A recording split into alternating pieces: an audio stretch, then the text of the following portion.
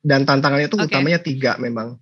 Tiga. Satu itu ngomongin skill set dan juga talent access. Jadi kadang tadi benar master atau PhD di bidang mereka, tapi itu benar-benar kayak misalnya heavy engineering atau sustainability. Tapi kayak benar-benar startup growth modelnya itu, apalagi ini sesuatu yang masih baru kan, belum banyak yang bisa figure out di Indonesia.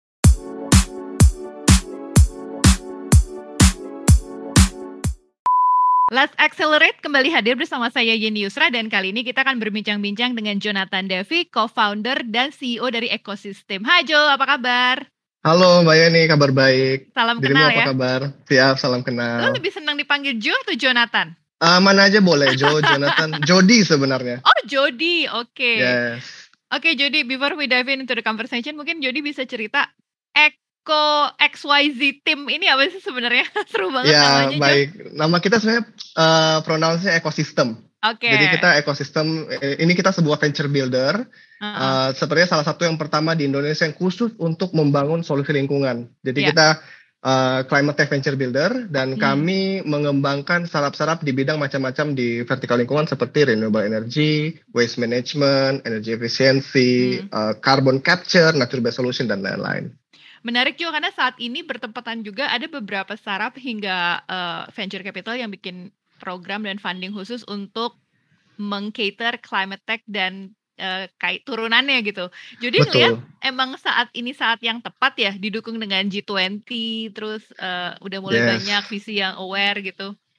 Yes, pasti banget. Jadi sebenarnya kita malah melihat trennya itu mulai dari 2020. Entah kenapa pandemi itu membuat orang-orang semakin sadar bahwa ternyata our way of life, our way of growth itu udah nggak bisa sustain untuk pertumbuhan yang tanpa mempedulikan hal-hal lain selain pertumbuhan ekonomi aja. Jadi akhirnya ada terms-terms baru kayak sustainable economy, green economy, dan juga build back better yang kemudian itu tercerminkan juga bukan hanya di ekonomi secara umum, tapi juga di startup, di perkembangan startup. Dan kita lihat, aku sedang pegang beberapa data dari beberapa riset-riset di luar negeri.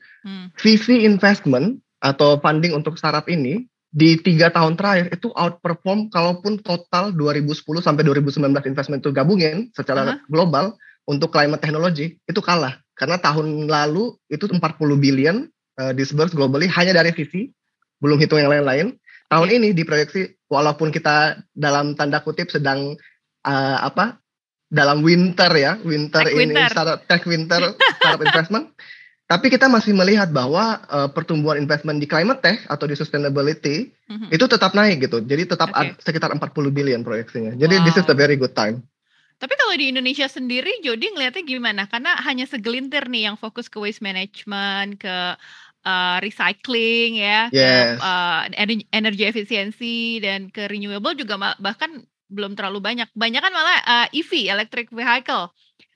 Memang trennya tuh seperti apa sih? Random atau ternyata cenderung ke EV nih? Betul, sebenarnya kalau kita ngomong ya, di global pun sama sebenarnya dengan di Indonesia, bahwa tren global juga mobility investment itu paling besar. Bahkan kalau kita hitung perbandingan antara invested capital dibanding potensial carbon emission reductions-nya, udah nggak outsize tuh. Jadi udah terlalu banyak duit untuk mobility, sedangkan yang lain kurang. Tapi secara umum memang sedang berkembang karena teknologi yang paling mature mungkin EV. Mobility, jadi makanya dia duluan gitu. Tapi yang lain tuh pada catch up. Kayak kita lihat circular economy, terus kemudian kayak energy efficiency dan renewables itu udah naik lumayan bagus. Sekarang ada term baru kayak nature based solution, science based technologies, itu sudah mulai juga naik tuh investmentnya. Walaupun masih perlahan-lahan tentu karena di early stage, kesannya kan kecil tuh, lebih kecil daripada kalau di EV yang sudah mature teknologinya sekali invest 200 juta, 500 juta US dollar, beda kan, beda size gitu. Nah, menarik Jo, karena gue juga sempat ngobrol sama penggiat-penggiat ya, masih sedikit jumlahnya Jo, tapi lumayan lah ya dapat insight menarik. Mereka bilang belum banyak VC lokal yang tertarik gitu untuk invest ke sini. Akhirnya lebih banyak VC luar. Jody setuju dengan statement itu? Yes and no. Jadi benar. Kalau dibilang lebih banyak VC luar benar. Oke.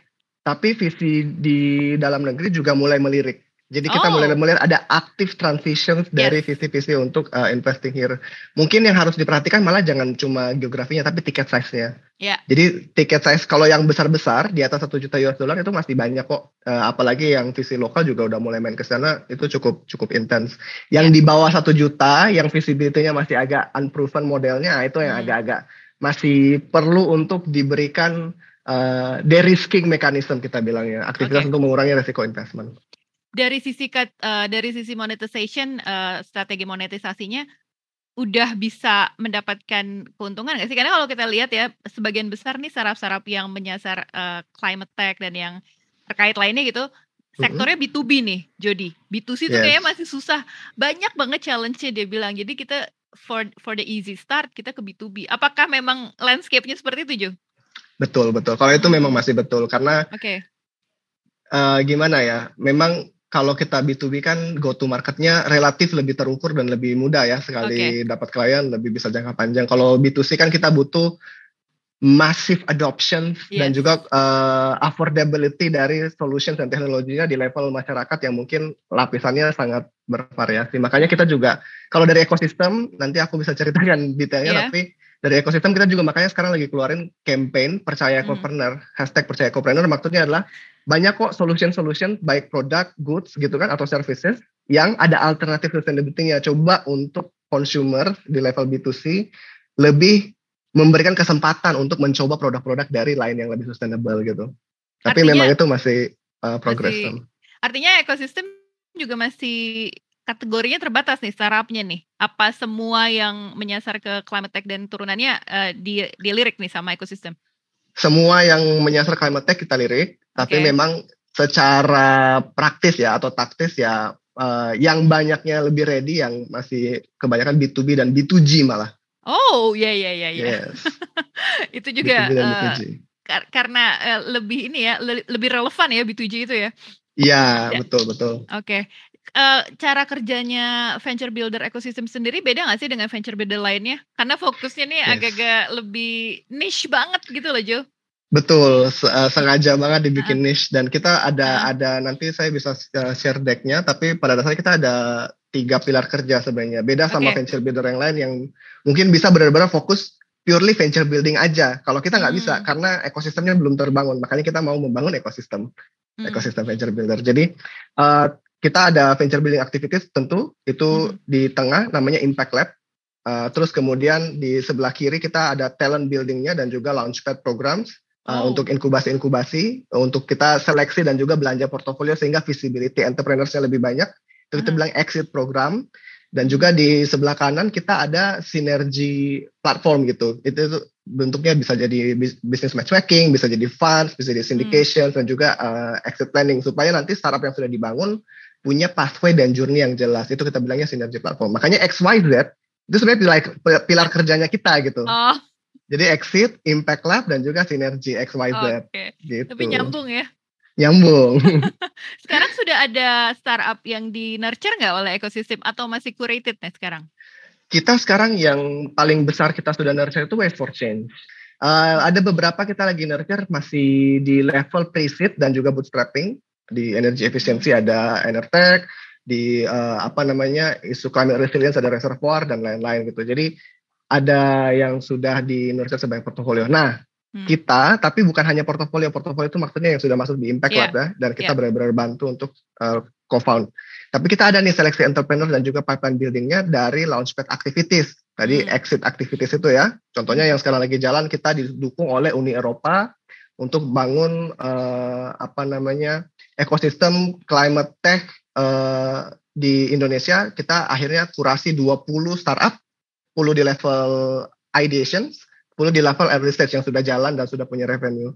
Nah, itu ada yang akan kita bawa juga menjadi portofolio nantinya. Itu dalam bentuk dukungannya dalam bentuk networking, funding, atau apa nih? Yes, jadi kita ada semacam incubation class-nya, terus kita showcase lewat demo day, dan kita akan fund to some extent. Kalau untuk yang dari launchpad program, nanti setelah mereka lulus launchpad, kalau ternyata sesuai dengan investment thesis-nya kita akan top up small amount of capital dan kita provide service gitu. Jadi service-nya macam-macam lah. Ntar bisa ada operational service, bisa ada go to market services. Kita jadi benar-benar positioning kita itu sebenarnya bukan funder. Kita we'd like to think that we are providing co-founder as a service. Jadi third co-founder as a service gitu. Untuk membantu mereka tumbuh. Ada beberapa venture builder yang kerjasamanya dengan korporasi nih. Jadi korporasi daripada building from scratch, akhirnya venture builder bantuin nih startup yang mungkin bisa integrated atau kerjasama strategis. Di ekosistem juga gitu nggak sih? Ada yang kita bantu, terutama investor kami, karena kami juga kayaknya we are one of the only one yang venture builder modalnya kita invested as a holding company. Gitu. Yes.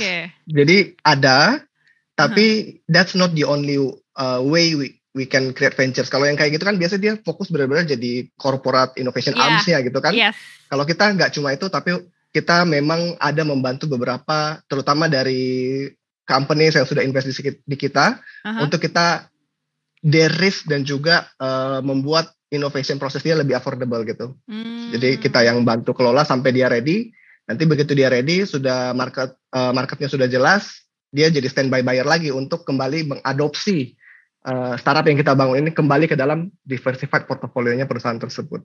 Gitu. Stage startup yang dilirik oleh Jody dan tim itu yang benar-benar yang baru banget atau yang udah series E ke atas sih? Baru banget. Kita justru bootstrapping, pre-seed itu yang kita lirik. Kalau dia udah masuk seed kadang malah udah harusnya udah bisa nih. Karena kita tujuannya itu bukan untuk bukan hanya untuk mencari aum segede-gedenya, bukan hanya untuk mencari uang sebanyak-banyaknya, tapi kita juga memang ingin membangun ekosistem, ekosistem climate tech-nya yang maju. So far Jody ngelihat udah cukup oke nggak sih startup-startup yang dilirik yang sesuai gitu dengan standarnya ekosistem, atau ternyata masih banyak yang harus diimprove? Karena let's face it, susah banget ya bikin startup seperti ini ya. I've talked to the founders dan kebanyakan tuh mereka rata-rata punya background PhD atau S2 di dunia itu gitu loh. Jadi gue ngelihatnya nggak mudah. Jadi gimana nih? Apa yang dibantu oleh venture builder seperti ekosistem untuk bisa menemukan the right startup dan the right founder nih? Right. Jadi kita sebenarnya udah sempat survei dan juga cek ke hampir 100-an lah, ecopreneurs kita bilangnya, founders climate tech itu bilang ecopreneurs. Di Indonesia? Di Indonesia. Dan tantangannya itu utamanya 3 memang. 3. Satu itu ngomongin skill set dan juga talent access. Jadi kadang tadi benar master atau PhD di bidang mereka, tapi itu benar-benar kayak misalnya heavy engineering atau sustainability, tapi kayak benar-benar startup growth modelnya itu, apalagi ini sesuatu yang masih baru kan, belum banyak yang bisa figure out di Indonesia. Jadi kita coba untuk bantu kuatin bisnis modelnya sesuai dengan pengalaman kita building venture sebelumnya. Terus yang kedua itu kita ngomongin risk capital. Jadi tadi investment banyak, tapi di mana? Di later stage gitu. Jadi untuk dari early stage atau kayak dari pre-seed seed itu sampai dia bisa ready, paling nggak series A lah biasanya 4-5 juta US dollar. Jalannya panjang nih dan nggak ada yang bantu sekarang orang-orang di level itu. Nah makanya kami specially masuk untuk addressing this gap untuk si founders tersebut, de-risking activities. Yang ketiga adalah navigasi ke market barriers dan regulatory barriers. Kita nggak bisa pungkiri lah. Salah satu tantangan paling besar saat ini masih di regulations, walaupun apa ya masih vague ya Jo ya. Masih jadi di secara target sudah bagus banget. Apa di under apa gitu ya Jo ya. Betul, sebenarnya banyak sih. Kalau kata salah satu co-founder aku, Mas Sano gitu kan, itu sebenarnya kita butuh Kemenko, bukan Kemenko perekonomian aja kayaknya, tapi Kemenko Sustainable Economy. Jadi itu semua itu harus bergabung karena banyak. ESDM harus masuk, KLHK harus masuk. Bappenas juga ngobrolnya ini. Jadi bagaimana kita bisa synchronizing a lot of these different entities yang punya peraturan masing-masing dan implementasi regulasi dan enforcement-nya juga tidak mudah gitu. Jadi keselarasan antara target yang sudah diberikan oleh Pak Presiden gitu kan, targetnya sangat ambisius nih, kita 2050 net zero, 2025 Jakstranas fully collected recycled recycling rate gitu. Tapi enforcement regulasi dan implementasi kita masih banyak harus saling membantu lah. Akhirnya mereka jadi kayaknya sih kita didukung. Jadi kayak mereka kayak pede aja gitu. Yang penting gue I'm putting out there, dan ternyata kalau pemerintah setuju, dan so far selama mereka nggak mengganggu apa yang sudah dimiliki oleh badan perusahaan milik pemerintah sih, mereka kayaknya aman-aman aja ya, dan so far rata-rata startup-startup itu juga akhirnya jadi enabler atau pendukung gitu, bukannya disrupt gitu kan ya. Betul, dan sepertinya the way to go memang masih seperti itu sih. Contoh, ada salah satu BUMN kelistrikan gitu yang paling besar ya. Yes. Kalau semua itu maksudnya. kalau mau bermain kelistrikan ya harus ngobrol sama mereka, wajar gitu. Gak bisa jadi bagaimana mereka. Nggak bisa. Navigasi. Dan mereka mengakui sih, si player penggiat startup ini mengakui kita nggak bisa mendisrupt mereka, tapi kita justru bisa membantu pihak-pihak untuk mengurangi cost mungkin, Jo. Yes, gitu kan? Betul. Tapi dengan membangun ekosistem ini dari regulasi sendiri dan regulator nantinya bisa akan ada impact-nya nggak sih? Karena kan sekarang ekosistemnya masih kecil banget nih, masih small banget nih. Jadi ngelihatnya apa sih yang harus diperkuat nih supaya lebih banyak lagi penggiat startup? Jadi jangan on demand lagi, jangan social commerce lagi gitu loh, Jo. Ayolah kita ke climate tech gitu loh, Jo. Aku sepakat banget dengan itu, Mbak Yeni. Jadi kalau kami sih sebagai ekosistem ya, tentu aku hanya bisa ngobrol dari ekosistem perspektif ya. Okay. Dari kami melihat dua arah. Di satu sisi pemerintah kita kan hanya mau atau di-incentivize untuk mengatur kalau marketnya sudah ada gitu. Kalau misalnya sudah ada sesuatu nih, ada pergerakan, potensi ekonominya jelas. Soalnya saya pernah ngobrol juga, kalau ini belum jelas ngapain saya atur, ntar malah membatasi inovasi. Ada benarnya gitu. Dan sistem hukum kita itu bukan sistem hukum US yang kalau dia tidak diatur berarti boleh. Kalau kita kan kayaknya lebih ke arah mungkin Eropa atau Belanda kali. Kalau tidak diatur berarti harap-harap cemas. Jangan dulu nih, berarti belum boleh bisa jadi.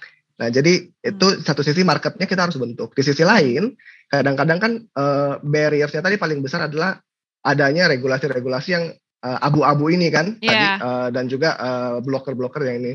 Jadi yang kita lakukan adalah satu, tentu kita actively tetap dobrak marketnya, tapi yang kedua juga kita kerja bersama dengan pemerintah dan juga institusi-institusi relevan. Contoh yang kami lakukan di bidang energi, kami bekerja sama dengan ESDM bidang konservasi energi, dan itu kita benar-benar kasih policy masukan kebijakan dari perspektif industri. Waste management juga kami bahkan kerja bareng Bappenas itu keluarin hasil riset dan juga potensi peta jalan untuk pengurangan food loss waste seperti apa. Jadi kita actively sebagai industry player giving our voice dan juga connecting to government supaya sama-sama bisa maju bersama gitu. Oke.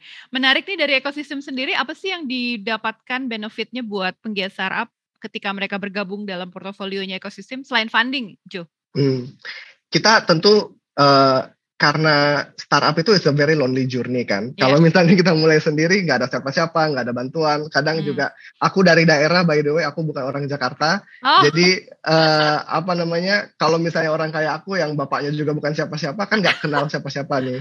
Jadi akses itu kadang susah banget, terutama di climate tech yang butuh akses di mana-mana. Nah, jadi kami membantu untuk memberikan akses yang sudah kami bangun dengan trust dan relationship yang sudah kami bangun beberapa tahun terakhir. As the group, kita juga ada foundation armnya kita, Green Generation Foundation. Jadi kita membawa mereka ke komunitas yang lengkap gitu.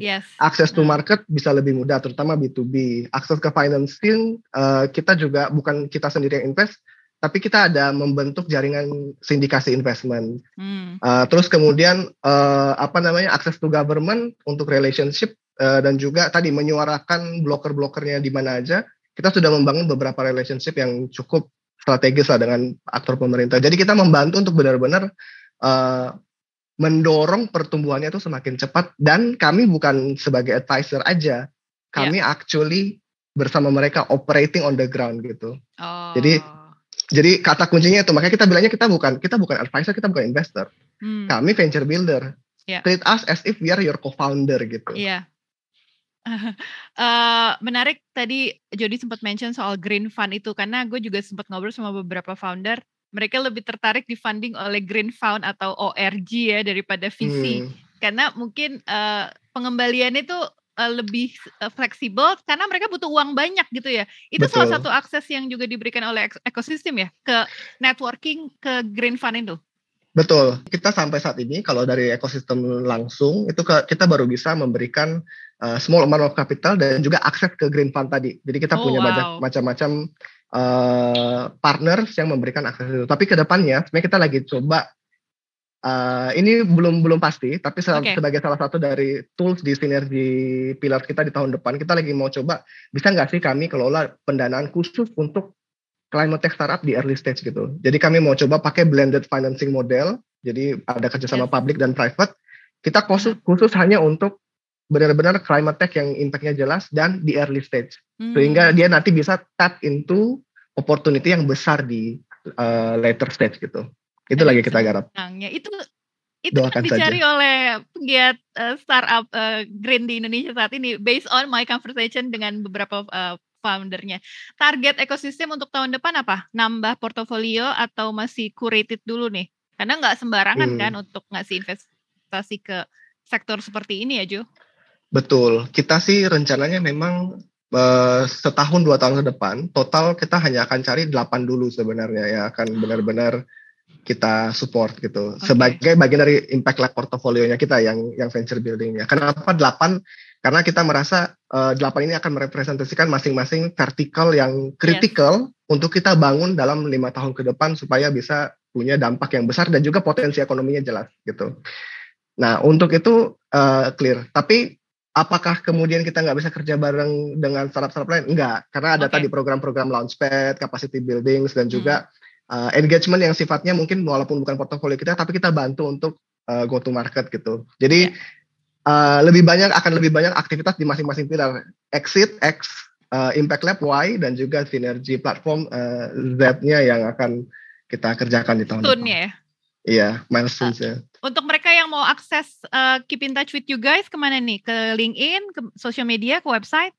We are available everywhere, di Instagram, LinkedIn, social media kita ada semua dengan handler @ecosystem, tentu pakai XYZ. Lalu juga kita ada email di hello@ecosystem.com. We'll be always happy to collaborate. Meskipun banyak ya Jody ya, ready baca cold email ya. Siap. Thank you banget Jody atas waktunya. Kita tunggu update dari ekosistem dan gue dukung terus deh supaya makin banyak ya startup-startup seperti ini di Indonesia. So far so good loh Jody, based on artikel yang udah ditulis oleh DS, dan kayaknya sih kedepannya bakal lebih banyak lagi ya Jo ya. Tahun depan nih. Amin. Semoga semakin lancar, semakin besar, dan kita melihat kita sering bikin memes tuh. Wah, kalau misalnya tech company lagi main kora-kora, mungkin kita saatnya nih, kita yang lebih stabil untuk perlahan tapi pasti menggantikan peran e-commerce dan on demand. Yes. Oke, thank you Jody. Terima kasih atas waktunya ya. Sukses terus buat ekosistem ya. Terima kasih Mbak Yeni dan teman-teman dari sosial.